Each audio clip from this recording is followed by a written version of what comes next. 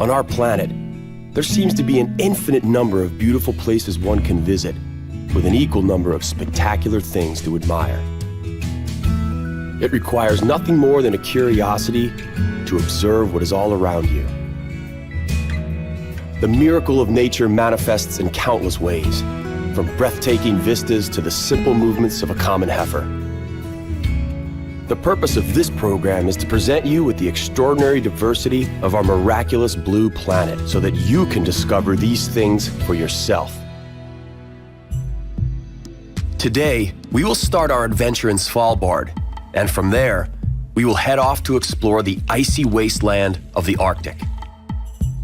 Later in the program, we will discover the splendor of Canadian nature and two of its French-speaking regions. In Quebec, 100 kilometers inland on the most southerly fjord in the Northern Hemisphere, we will watch the low tides set. In Alberta, we will seek to comprehend the sheer size of the Saskatchewan River and the majestic Rocky Mountains. But we begin with the winter wonderland that awaits us. It's off to the North Pole.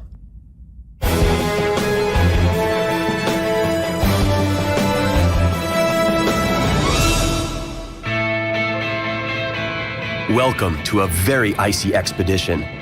We have in store for you a truly unspoiled part of our planet. Today's pilgrimage will take us all the way to the North Pole. Even the geographically challenged among us are most likely aware of the location of the North Pole. To put it simply, the North Pole is the spot where the Earth's axis cuts through the top of the planet's surface. Should we look upon it from a bird's perspective, there is no better place to view the Earth's rotation on its own axis. The Arctic, the kingdom of ice and silence. No other place in the world can offer both in greater abundance. The Arctic is not a continent. Simply put, it is a giant slab of ice in the middle of the Arctic Ocean. This massive iceberg is constantly moving. It is what causes the Earth to rotate around its axis and what creates currents in the world's coldest sea. The polar explorer, therefore, must count on this drifting, a rather peculiar phenomenon whereby even as you are standing still, you are actually traveling.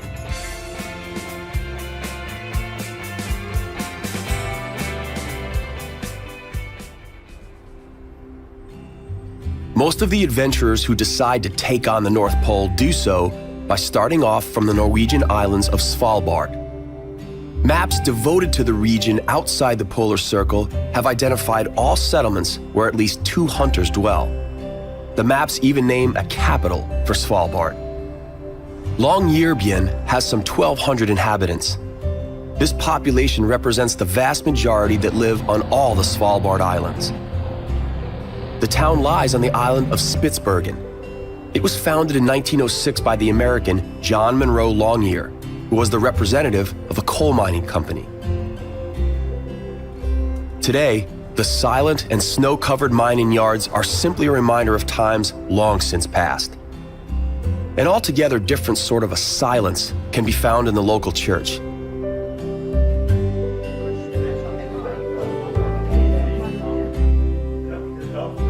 What you see here is the church located at the northernmost point on the planet. And therefore, that makes Father Canston the priest that serves his congregation at the northernmost point on the planet. You can attend his service before taking off for the North Pole, and that may just be a very good idea. Attending the sermon is a matter of choice. Using the Borneo station is not. Like it or not, you will have to stop over at the Borneo station in your pursuit of the furthermost place in this world. It's a bit frustrating because you won't ever find the Borneo station at the same spot. It keeps on moving its position as a result of the drifting we spoke of earlier. And, to make matters more confusing, the station ceases to exist altogether in the spring. This is because the ice is not thick enough for planes to land there, and the following year, it may be set up in yet an entirely different location that is deemed satisfactory. It is so cold here that you have to keep moving at all times. Should you stop, you may possibly freeze immediately. What you see here are people participating in an annual marathon. Rich and spoiled daredevils can partake in 5 9-kilometer circuits in unbelievably cold and slippery conditions. Only the good Lord knows what makes them do it. To participate in the most northern marathon in the world is not only utter madness, but it also happens to be a very costly hobby. For this marathon, you must pay the most expensive starting fee in the world.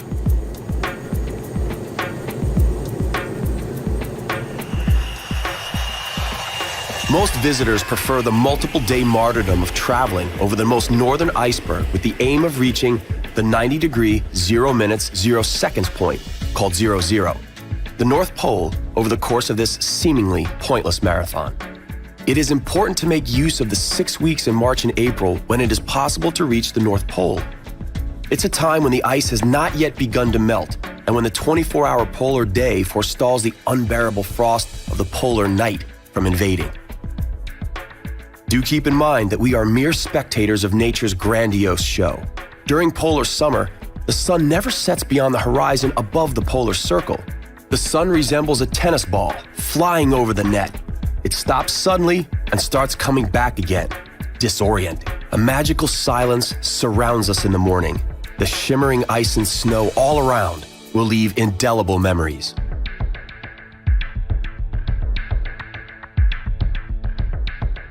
Around 200 people undergo such a pilgrimage in those 6 weeks each year. Some do it for personal satisfaction, while others are in pursuit of scientific truth. The frequent formation of ice mounds that pile several meters high create considerable obstacles as they make their trek north. The mounds are caused when the ice layers itself. As an Arctic explorer heads toward the North Pole, he does not face a straight, flat, frozen surface such as you would on an ice rink. On the contrary, the explorer must overcome endless obstacles. The ice is either breaking apart to reveal the surface of the sea, or it is colliding with other ice to form mountains of ice. It seems almost unimaginable that anyone could stand on the North Pole, but the first to do it was Sir Wally Herbert on the 6th of April, 1969. That was only 3 months before Neil Armstrong and Edwin Buzz Aldrin first set foot on the moon. Those who wish to reach exactly 90 degrees 00 first have to steel themselves with endless patience. You must reconcile that if you fell asleep at the exact position of the North Pole, when you woke up in the morning, you could find yourself completely elsewhere. That can be quite unnerving. Follow this simple example. Now you're headed north.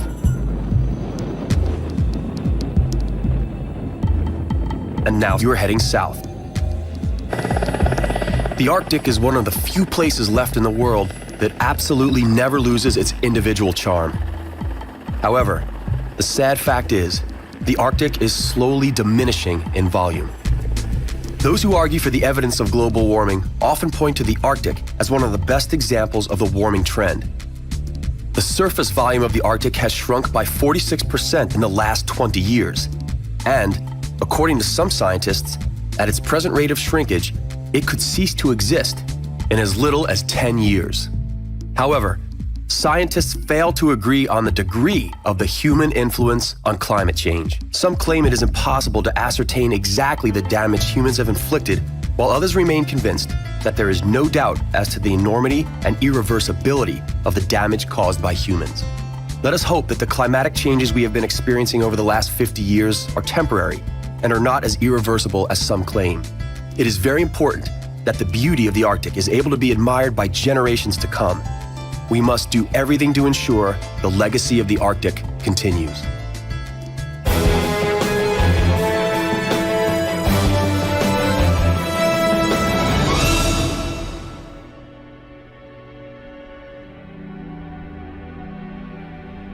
Welcome to the Badlands of Alberta, Canada. The English term Badlands is a direct translation of the Lakota Indian word Makoshicha. It marks out a territory subject to great erosion. The resulting terrain proved difficult to traverse for Indians and settlers alike. It was precisely here that the history of the Canadian province of Alberta began to unfold some 4 million years ago. It was during that time that the bottom of the sea began to rise as a result of pressure from inside the Earth. The result of that tectonic energy was the formation of the continent. The unique and peculiar sandstone rock formations locally referred to as the hoodoo provide an exact geological record that scientists from a wide variety of disciplines can rely upon. Here, one observes the individual layers of sediment deposits. Apparently, the dark bits once formed the sea bottom, while the lighter parts come from a period when dinosaurs roamed the local plains. In this area, it is not uncommon for dinosaur fossils to be discovered.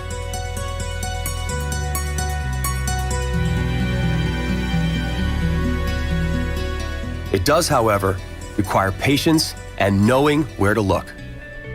The vicinity of Drumheller is renowned for such findings. Based on the attraction of the fossils, the locals established thriving businesses.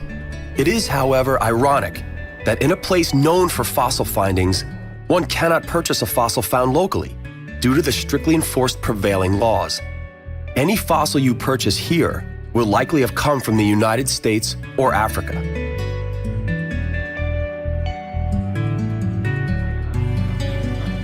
Fossils are not the only thing of interest found below the surface of this landscape.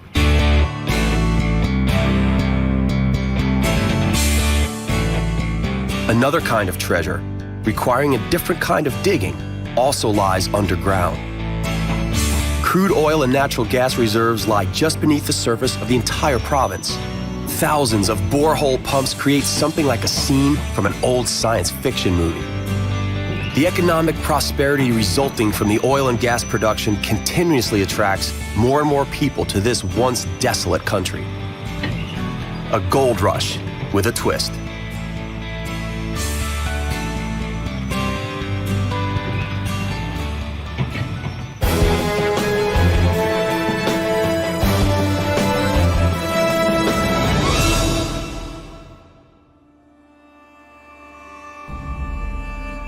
The Saskatchewan is one of the mightiest rivers in Canada. It spans never-ending prairies located over 3 Canadian provinces. But right here, we are positioned at its strongest point. The river has 2 shoulders, called the North and South Saskatchewan. Its source originates to the west, in the province of Alberta in the Rocky Mountains. Both shoulders join in the neighboring province of the same name, and 2,500 kilometers further east, they flow into the Hudson Bay. Why is Alberta also known as the land of wild roses? Maybe it has something to do with this Rocky Mountain valley filled with roses, whose stems seem to explode with every hue of green color and is overshadowed by 4,000-meter-high mountain peaks. It is truly poetry to the eye.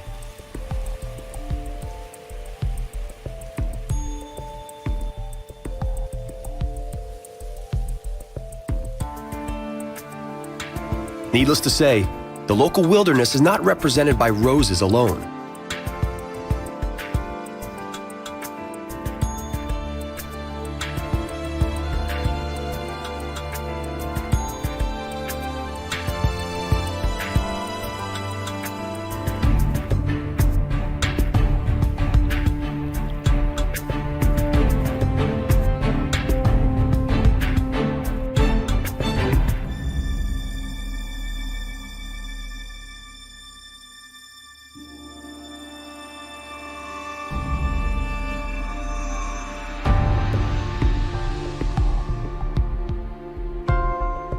Mountain streams relentlessly cut into the rocky base, creating incredible formations, some of which run to depths in the tens of meters.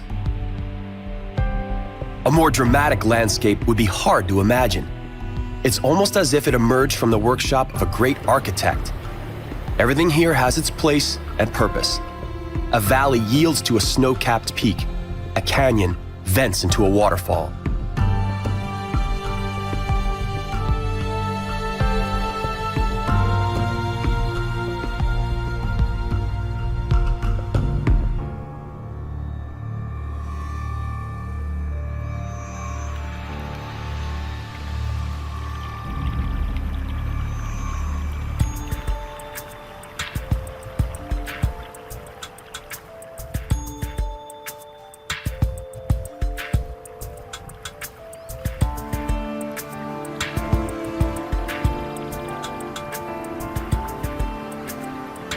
What you see right here is the Victoria Iceberg, the source of the crystal clear water that fills Lake Louise.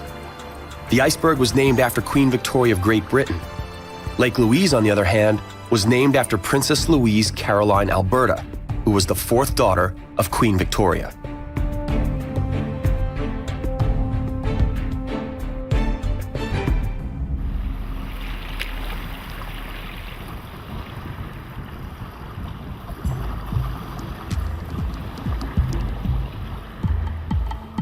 It must have been a great pleasure to look after such a stunning territory. The beauty of the local surroundings inspired the Canadians to establish their very first national park here in 1885. Early settlers, who came here seeking to make their fortune mining oil, were also enamored with the wild charm of the Banff National Park. It's hardly surprising. There are innumerable nooks all through these Rocky Mountains, where one can camp and reflect on the captivating and enchanting nature all around you. There's also the likelihood that you'll go days without seeing another human being.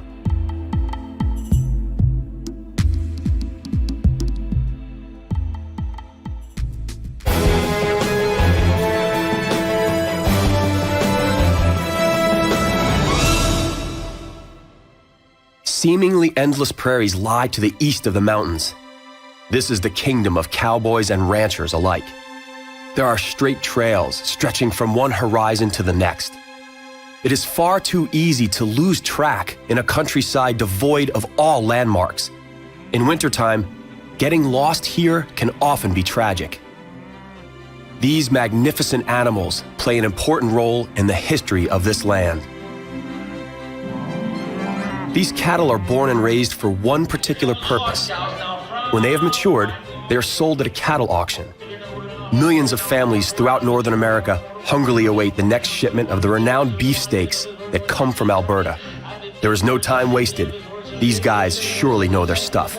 Knowing how to pay just the right price for these awesome animals is an art that takes considerable talent and a lifetime to learn.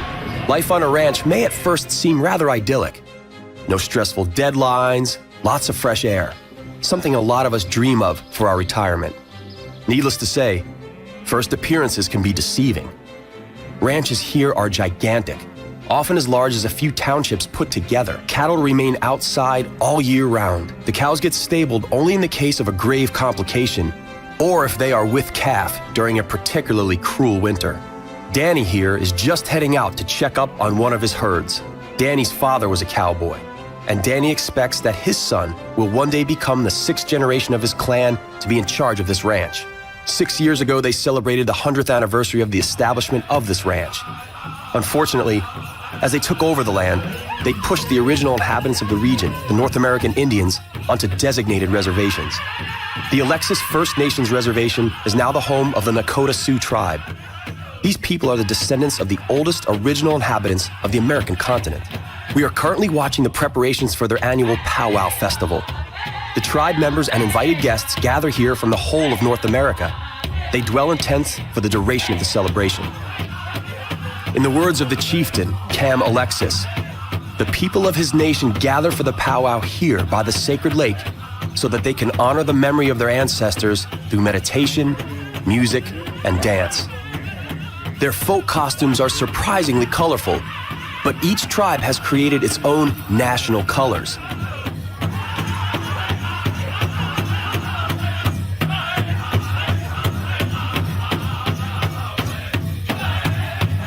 As the powwow draws to an end, the chieftains retire into the ceremonial tent where they attempt to establish contact with their ancestors.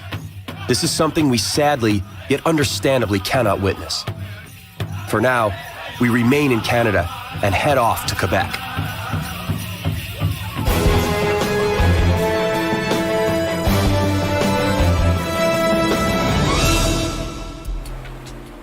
If you prefer greenery to the grayness of the big city life, then Quebec is just the place for you. The population density in this province is one of the lowest in the world. Here, Mother Nature rules. The thick, impermeable woods, the abundance of lakes, bogs, and the accompanying insect world are ever present. In fact, Here, the 21st century seems but a supposition. Villages and towns tend to be built on the riverbanks. This village has been built by the river Saguenay, which flows into the Lac Saint-Jean. The bubbling of omnipresent streams, with their irresistible crystal-clear waters, offer wonderful opportunities to enjoy relaxing holidays. Summer here does not bring much rainfall, yet somehow the rivers don't dry out.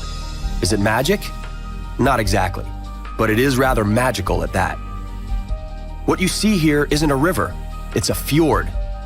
Here you can witness the alternating high and low tide even though we are 100 kilometers inland. Fjord Saguenay is the southernmost fjord on the North Hemisphere. At the end of the last ice age, a glacier carved this fjord out of rock. The Saguenay National Park spreads along its entire length, proof that the people of Quebec truly cherish their nature. Here, the protection of nature is a question of national pride. The first settlers arrived in Quebec literally empty-handed. All they had in their possession were weapons and some agricultural utensils. Their survival required cunning and bravery to somehow tame the wilderness.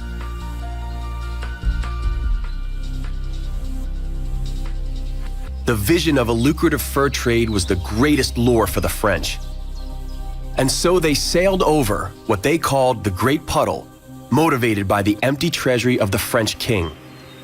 The French king at the time abolished the prohibition of wearing fur by non-nobles. This one act caused the demand for fur in France to become voracious and set the circumstances for developing the Canadian fur trade. The fur trade, however, proved profitable only until the middle of the 19th century. From that time on, it became necessary for the local settlers to look around for an alternate source of income.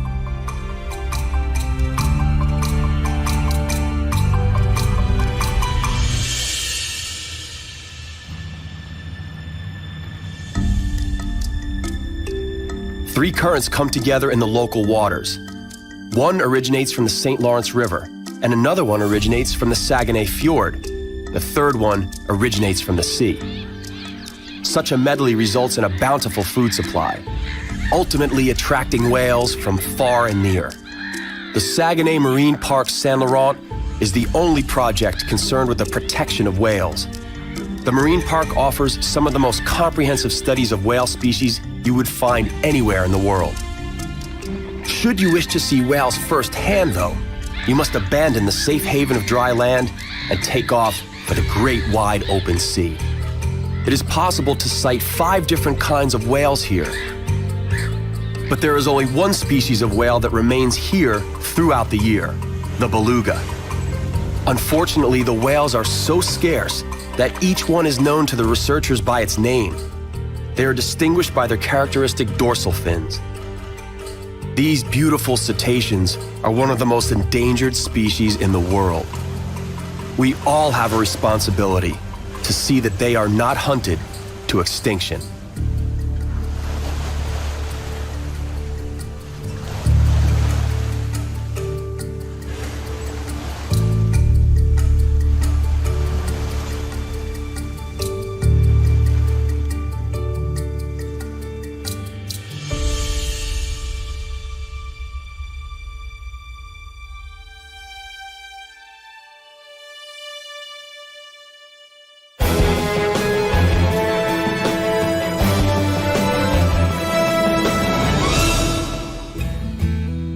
Our journey to the miraculous nooks of our planet comes to an end, for now.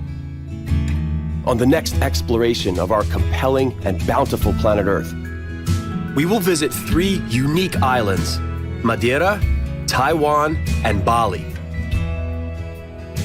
Even though these islands are thousands of kilometers apart, they have one thing in common. All 3 islands were created by ancient volcanic action that shaped their landscapes into truly wild and unbelievable beauty. You can't help but be impressed by the steep cliffs, high mountains, and unique climate.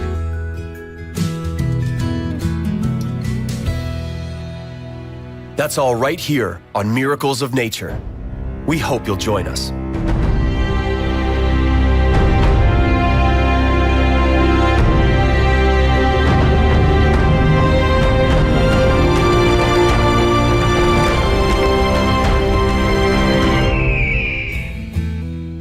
our planet, there seems to be an infinite number of beautiful places one can visit, with an equal number of spectacular things to admire. It requires nothing more than a curiosity to observe what is all around you. The miracle of nature manifests in countless ways, from breathtaking vistas to the simple movements of a common heifer. The purpose of this program is to present you with the extraordinary diversity of our miraculous blue planet so that you can discover these things for yourself. Today, we will visit 3 unique islands: Madeira, Taiwan, and Bali. Even though these islands are thousands of kilometers apart, they have one thing in common. All 3 islands were created by ancient volcanic action that shaped their landscapes into truly wild and unbelievable beauty. We begin in Madeira, several hundred kilometers from the West African coast. This island, still under the rule of Portugal, will absolutely dazzle the first-time visitor. You can't help but be impressed by the steep cliffs, high mountains, and unique climate.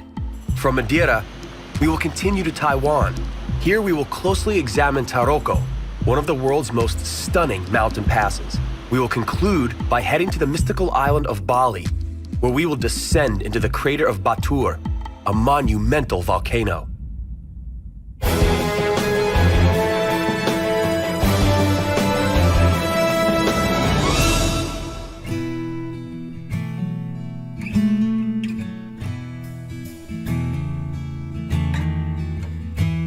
In the year 1491, a storm at sea caused Spanish seafarers to abandon their ship and head for shore. When they ended up landing on the shores of Madeira, they thought they had reached the end of the world.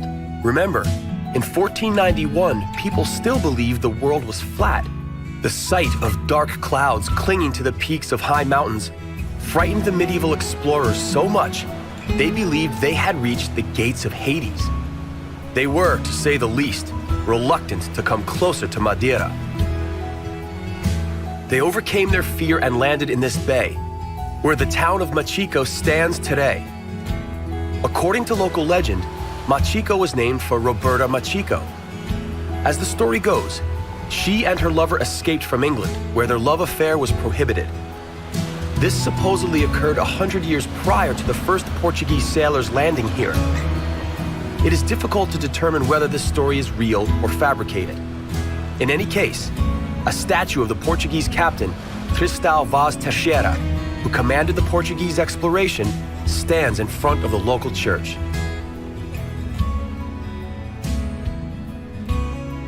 Madeira lies 500 kilometers from the African coastline. A volcanic eruption lifted the island from the depths of the ocean. The steep walls of the island extend 5 kilometers into the ocean, and its highest peak rises 1,862 meters above sea level. Tourist guides often point out that Madeira is more suited for gazing than for bathing. Despite being considered the gate to Hades, Madeira is a very extraordinary work of nature. The island is only 40 kilometers across, but the nature of Madeira is so diverse that you may feel as if you have just traversed an entire continent. We begin in the southern part of the island. Here, the Gabo Garau cliff juts 600 meters out of the sea. It is the second highest cliff in Europe. The semi-island São Lourenço stretches eastward. Its wild coastline resembles Norwegian fjords.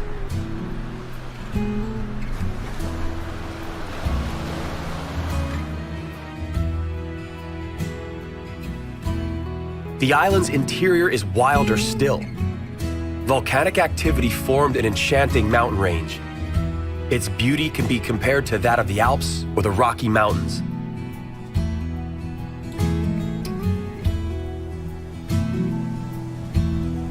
Only a few meters higher, we emerge through the cover of clouds onto the Pau de Serra Plateau. Its rugged, windswept landscape could make you believe you are on the moors of the Scottish Highlands.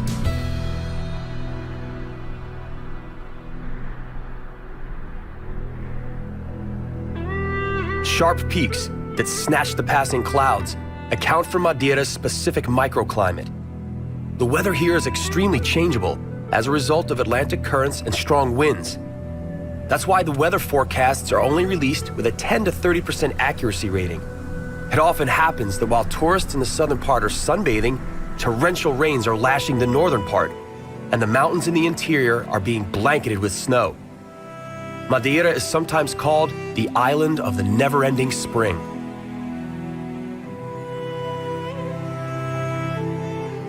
In the north, in the higher altitudes, the locals seek to collect the rainfall. The inhabitants of Madeira long ago devised a complex system of irrigation canals called lavadas. These canals, stretching over 2,150 kilometers, distribute water to the entire island. A picturesque ensemble is created by thousands of colorful fields dispersed throughout the terraces on steep slopes. The cultivation of such fields has always been rather challenging, rendering the use of modern technology here useless. For many centuries on Madeira, agriculture has been the main source of sustenance, but sometimes the land failed to cooperate.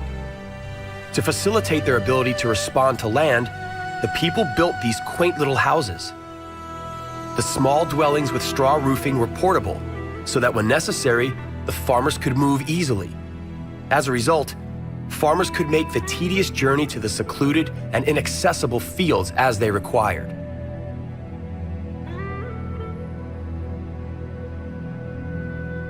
The complicated accessibility of arable land was aided by an extremely favorable climate for agriculture.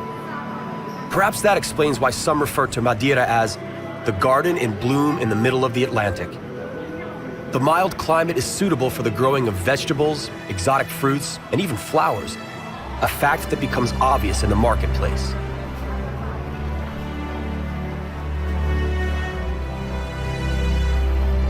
In the time of medieval expeditionary sea voyages, Madeira was used as a naval base.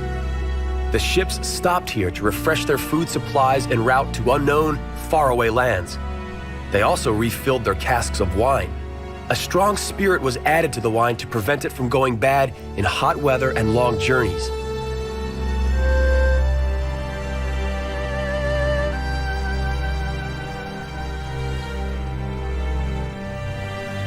The tough life in the rocky terrain affected not only the local agriculture, but the means of travel.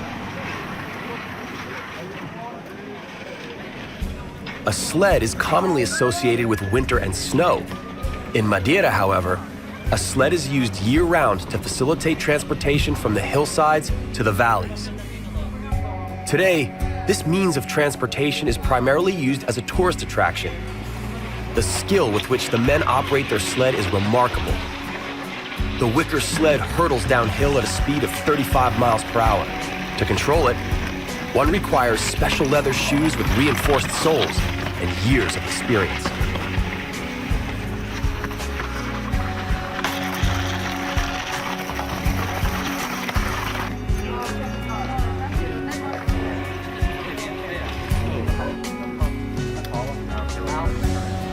Considering the rugged topography of the island, constructing the local airport demanded considerable ingenuity. Given the lack of flat surfaces on the island, the runway had to be constructed so as to protrude above the sea. This unique construction resembles a giant aircraft carrier. Therefore, the pilots must operate their aircraft with absolute precision. The smallest mistake could result in tragedy. We will complete our exploration of Madeira right here, at the top of Pico Ruivo. Now, we will carry on in the shadows of Portuguese seafarers towards Asia.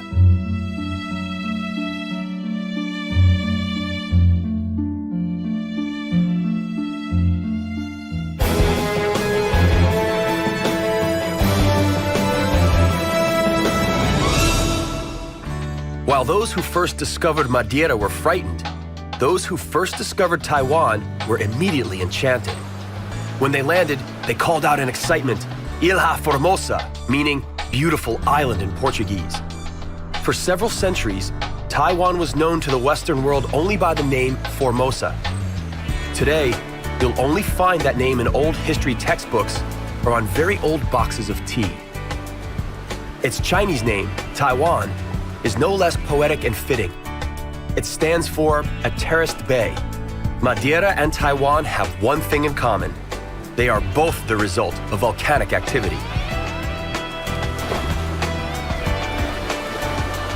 Taiwan is believed to have come into being about 150 million years ago. Here, the Earth is still boiling under the crust. Remains of volcanic activity are found in Yangmingshan National Park, located only a few miles from the capital city of Taipei. Hot sulfuric springs rise to the surface through the cracks in the Earth's crust.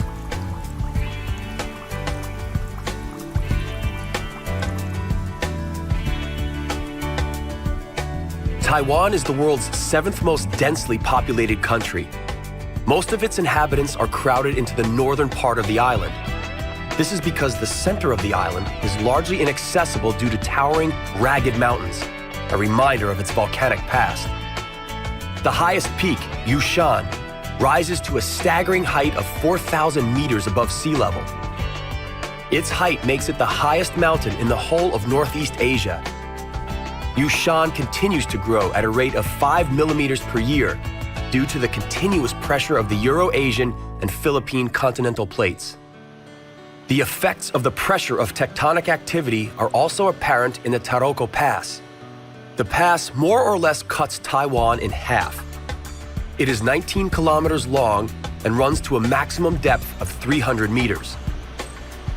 Those who first discovered this pass were from a tribe called Amis. They gave it this simple name, Taroko, which means beautiful.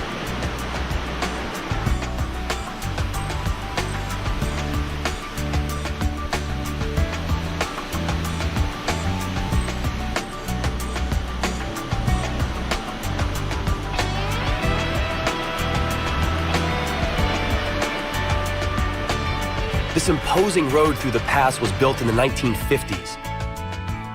The construction workers were required to climb its steep walls carrying explosives on their backs and baskets. The baskets contained their tools. Sadly, 200 laborers were killed during the construction process. Falling rocks, floods, landslides, and even earthquakes often complicated the tough manual work required of these construction workers. Earthquakes are not uncommon in Taiwan. Every builder must take that fact into account. Despite its seismic uncertainty, in 2004, Taipei became the city boasting the world's tallest building. Only 6 years later, this no longer became the case when the Burj Al Arab skyscraper in Dubai was completed. Nonetheless, the Taipei skyscraper remains an imposing work of architecture. It is a fascinating fusion of tradition and technology.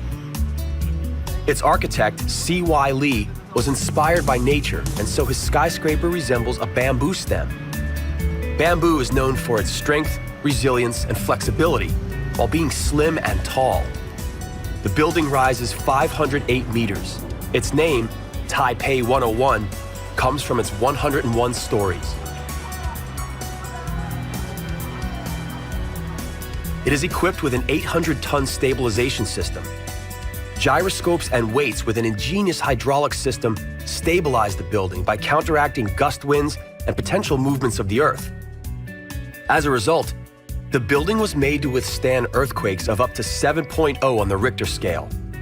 The priority for this building was its protection against the forces of nature.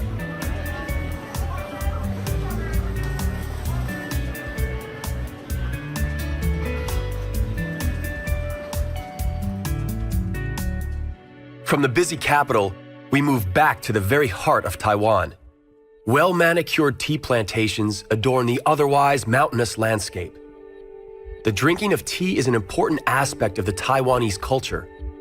Oolong tea, grown in the local mountains, is ranked among the best and most expensive teas in the world. These bushes are around 60 years old and still bear leaves worthy of preparation for this delicious brew.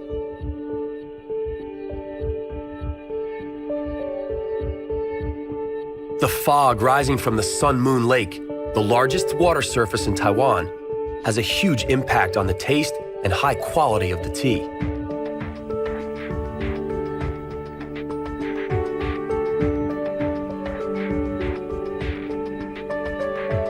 Evidence of the city's tourist popularity is found in the number of day trip boats by the pier and the plethora of little shops in the local streets. But it is customary in Taiwan for the old and the new, ancient and modern, to peacefully exist side by side. The booming tourism industry does not, in any way, disrupt the local way of life.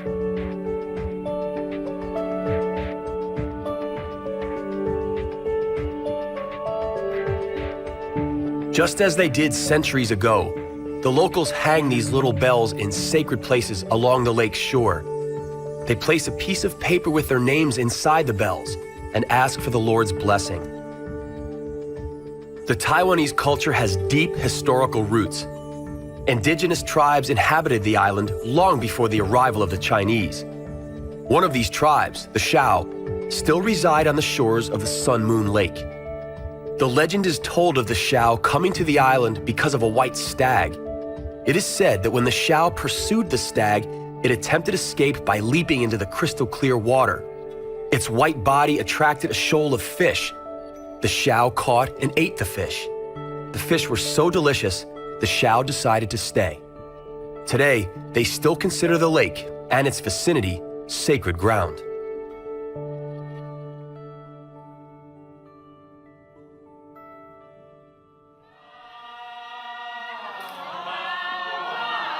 The tribe still maintains its ancient traditions, though today it only numbers 550.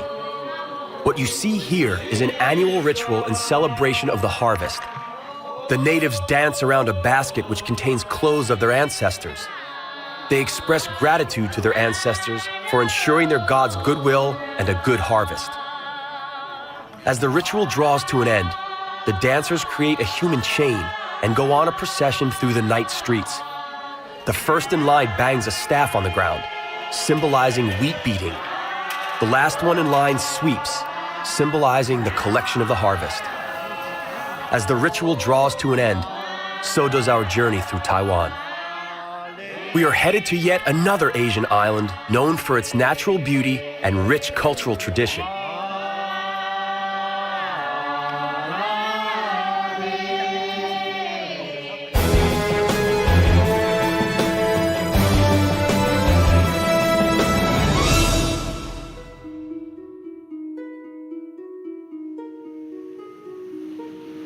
Bali is known around the world for its mysterious, mystical ambiance. It is said that Bali is the last place on Earth where ghosts and demons still mingle among mortals. The Balinese people believe this and take it for granted. Demons and ghosts are deemed to be their natural neighbors and are treated with utmost respect and reverence. Hinduism is the principal religion in Bali. However, the practice of their religion is strongly influenced by ancient animistic cults.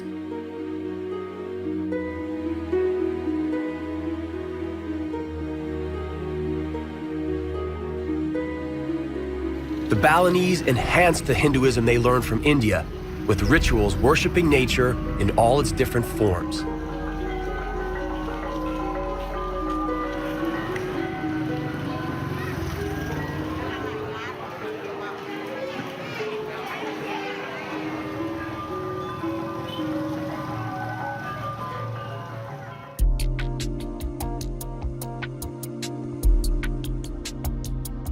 A deep worship of the trees is typical among the people in Bali. The banyan tree is considered sacred. It is perceived as a symbol of immortality and reincarnation. Long sprouts shoot from its robust boughs and reach to the ground where they take root and form secondary trunks. Thus, the tree continuously grows and rejuvenates.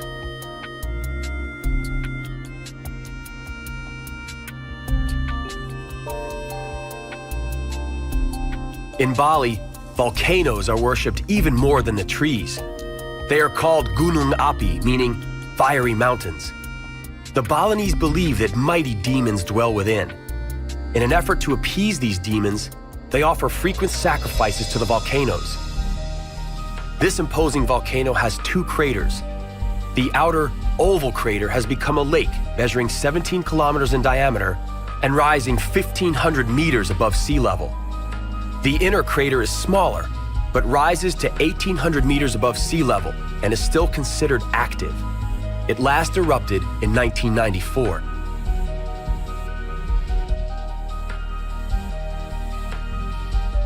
The volcanoes do more than just create destruction. The lava expelled during eruptions becomes, over time, incredibly fertile soil. Additionally, clouds accumulate around the peaks of the volcanoes, ensuring sufficient rainfall. In the case of Batur, the lake within its crater adds to the fertile microclimate.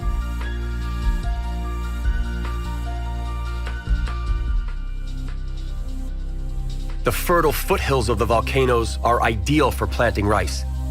Rice is the most important local food staple. The carefully cultivated terraced fields resemble the Garden of Eden. It is the product of hard labor over several generations. The irrigation and cultivation system of the surrounding landscape has been a work in progress for over 2,000 years. The result is an ingenious yet comprehensive ecosystem, the purpose of which is not solely the cultivation of rice. The grass growing on the terraces, for instance, is cut and fed to cattle and poultry.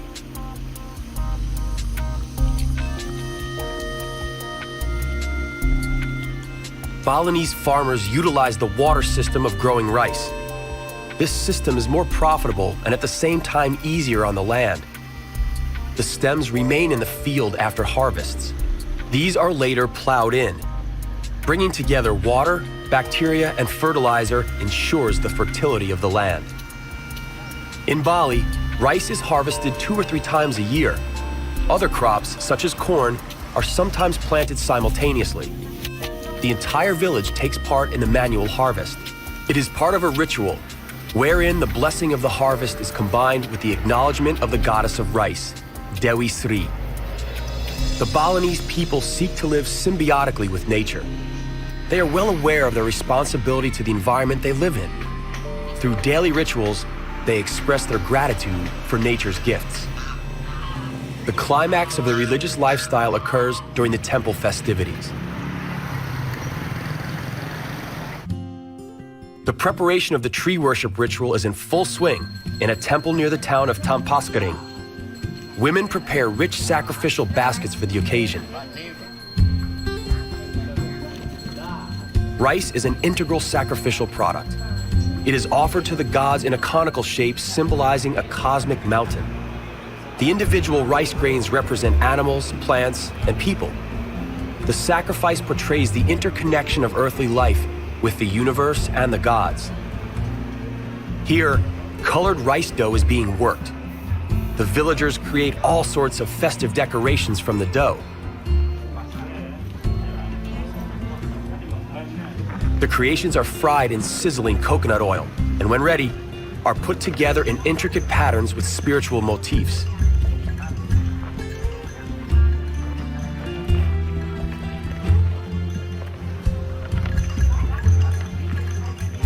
From the seashore, where the Balinese come to appease angry gods living in the depths of the Indian Ocean, we bid farewell to the colorful world of Balinese temples and culture.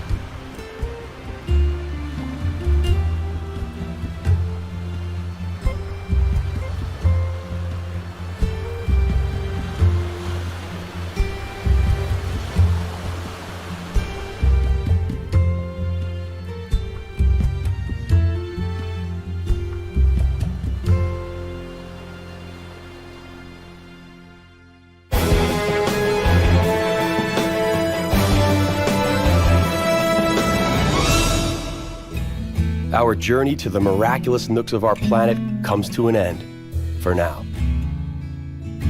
On the next exploration of our compelling and bountiful planet Earth, we shall discover that when one hears Mongolia, one should think of more than just the desert and camels.